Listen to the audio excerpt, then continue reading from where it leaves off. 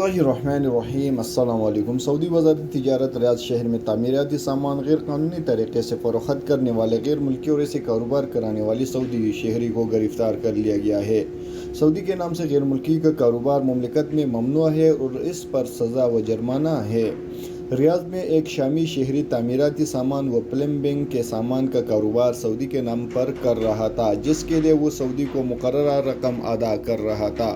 وزارت تجارت نے رپورٹ ملنے پر شامی اور سعودی شہری کے خلاف کارروائی شروع کی اور ثبوت مل جانے پر 1 لاکھ ریال جرمانہ، کاروبار بند کرنے، لائسنس کی منسوخی، سزا کے بعد شامی کو مملکت سے بے دخلی اور سعودی کا سرمایہ کاری کا لائسنس معطل کرنے کے علاوہ زکوٰۃ، فیس و ٹیکس کی ادائیگی کا بھی پابند بنایا گیا ہے۔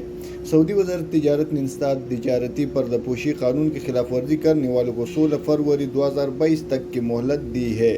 اس دوران وہ وزارت کی ویب سائٹ mc.gov.sa پر رابطہ کر کے اپنے کاروبار کو قانونی بنا لیں۔